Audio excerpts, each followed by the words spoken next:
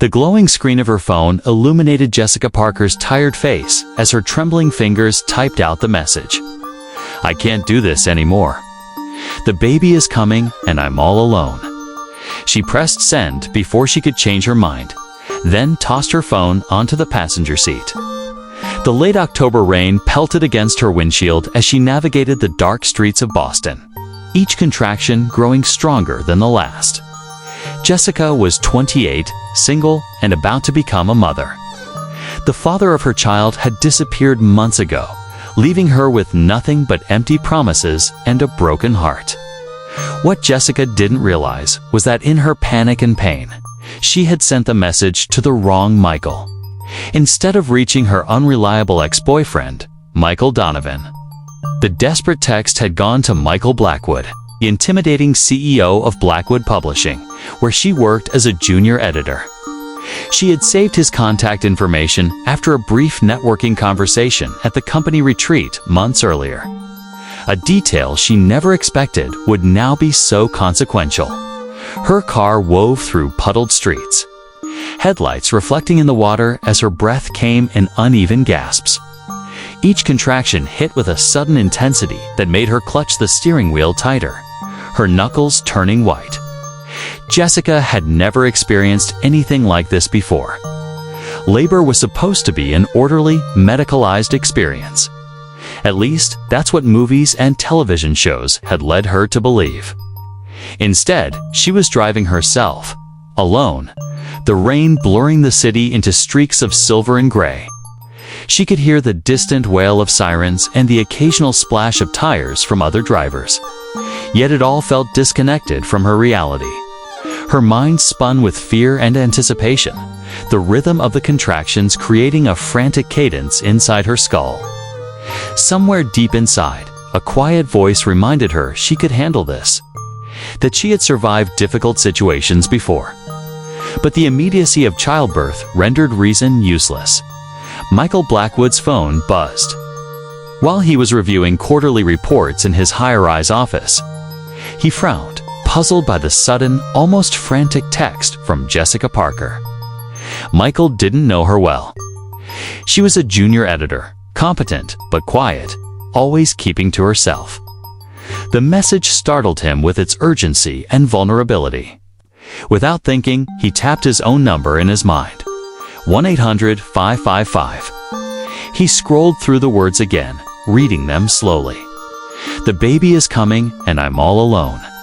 His brow furrowed. Blackwood wasn't a man accustomed to panic, emergencies, or messy human emotion. But something about the raw honesty in that text made his chest tighten. Without a moment's hesitation, he grabbed his car keys. Abandoning the quarterly reports, the looming meetings, and the calm precision of his office, he didn't even stop to call for directions. He knew Boston like the back of his hand, having lived there for more than a decade, and he trusted his instincts. Every second counted. Jessica's hands were slick with sweat despite the chill in the air. She pressed her foot harder on the accelerator, trying not to skid on the wet asphalt. The contractions were relentless now, a hammering rhythm that left her breathless and dizzy. She couldn't remember the last time she had eaten or slept properly. Her body was shaking, but she felt strangely aware, almost hyper-aware of each sensation. The rain intensified, tapping against the windshield in sharp, erratic bursts. The streetlights flickered as she turned onto narrower roads, every shadow stretching and twisting in ways that made her heart race faster. Her phone lay forgotten on the seat next to her, the small glow now dim, as if the world itself had gone dark. Panic surged again, a rising tide that made her scream softly, hoping that someone, anyone, would hear her.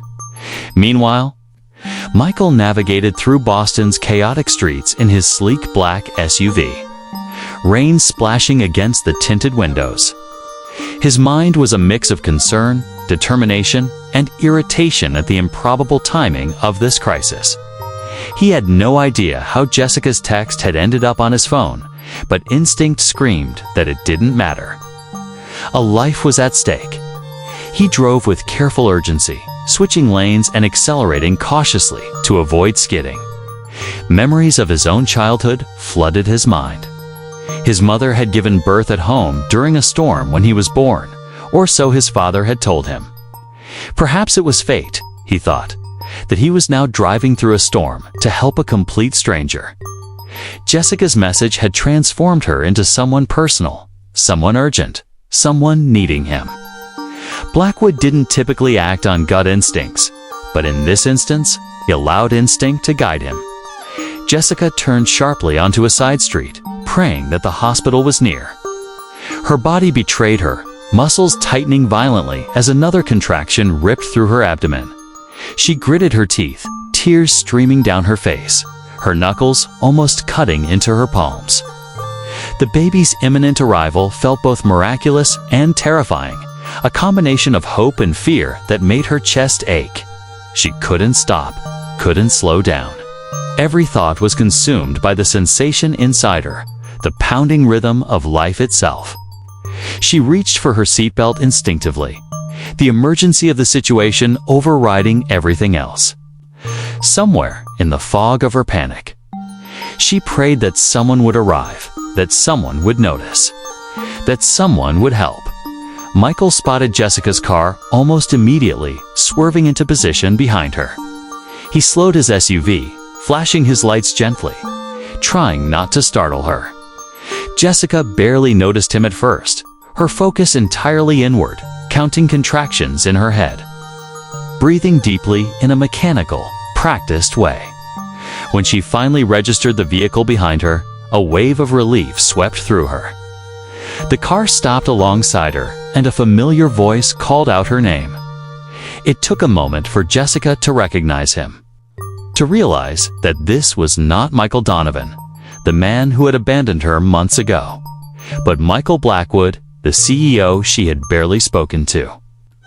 "Jessica, it's going to be okay. Get in," he said with calm authority. She didn't hesitate. She opened her door, letting the stranger, who now felt impossibly like a guardian, guide her into his car. The warmth of the SUV contrasted sharply with the cold. Wet world outside, and for the first time in hours, Jessica felt a flicker of hope. The ride to the hospital was tense, punctuated by Jessica's shallow gasps and Michael's steady reassurances. He kept one hand on the wheel, eyes scanning the wet streets, and the other gently touching her arm in a reassuring, protective gesture. Jessica clutched the seat, every muscle taut, but she allowed herself to lean into his presence.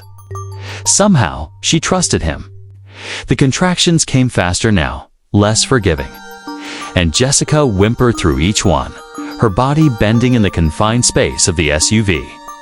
Michael focused on the road, weaving through traffic, his mind calculating the fastest route, the nearest emergency entrances, and potential obstacles. Time stretched, every second elongating into a suspenseful eternity. The city, the storm, the chaos outside seemed to fade into insignificance against the raw, intense drama unfolding within the car. They reached the hospital, and Michael jumped out, helping Jessica from the car with surprising gentleness. Security guards watched, puzzled, as the CEO and a young, clearly in labor woman dashed through the lobby. No one questioned him. His presence commanded authority, and the urgency in his demeanor left no room for doubt. He guided her through the sliding doors, past worried nurses, until they reached the emergency wing. Jessica barely had time to register the sterile, bright lights before the medical team swooped in, taking over with practiced efficiency.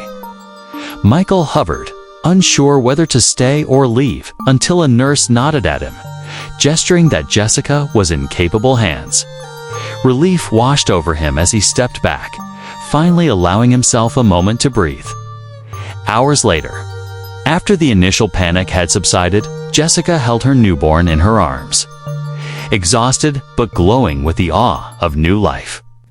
The baby, a healthy girl, blinked up at her with delicate, innocent eyes, her tiny fists curling and uncurling. Jessica's tears flowed freely, a mix of pain, relief, and overwhelming love. Michael stood a few feet away, awkwardly, unsure of how to bridge the chasm between the professional distance they had always maintained and the deeply personal connection forged in crisis. Jessica looked up, her eyes meeting his, gratitude spilling forth in an unspoken language. "Thank you," she whispered, her voice ragged but sincere. Michael nodded, a rare smile tugging at the corners of his mouth. It was a moment neither would forget, a moment that changed the trajectory of both their lives. That night, Boston's rain finally eased, and a new life began under its calming, glistening sheen. In the weeks that followed, Jessica navigated the dizzying challenges of single motherhood, aided unexpectedly by Michael's quiet, steady support. He arranged for flexible hours at work, discreetly ensured she had access to resources, and even helped set up a nursery without making a scene. Jessica was amazed at the transformation in their dynamic. The man she had once seen as intimidating and distant revealed depth, compassion, and a willingness to act decisively when life demanded it. Their interactions at the office became more collaborative, more respectful, and subtly warmer. Jessica felt her confidence growing, not just as a mother, but as a professional. Inspired in part by Michael's quiet encouragement, and in part by the realization that she had survived one of life's most intense ordeals, every day. The memory of that night lingered, a reminder of Valm,